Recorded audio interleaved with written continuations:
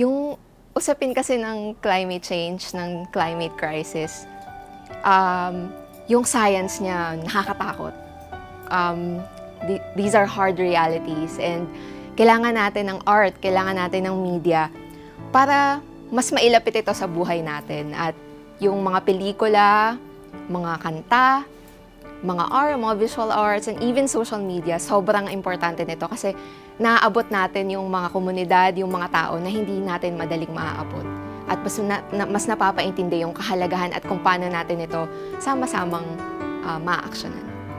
Masayang-masaya ako na napanood ko tong A Thousand Forests kasi kinuha niya yung isang konsepto na komplikado, yung usapin ng climate crisis, at ginawa niyang mas accessible at mas madaling maintindihan, lalong-lalo na sa mga kabataan.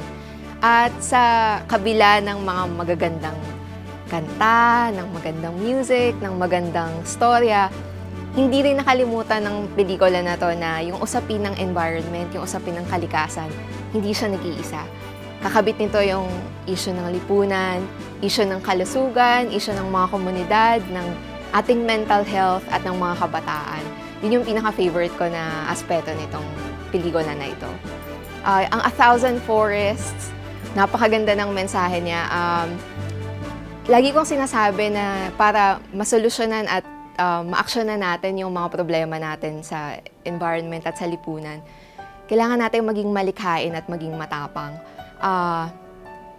Hindi ko napanood itong pelikula na ito sa sinehan dahil mabilis siyang pinulood sa mga sinehan, pero napakaraming mga tao na naabot pa rin ang pelikula na ito sa pamamagitan ng kolektibong aksyon.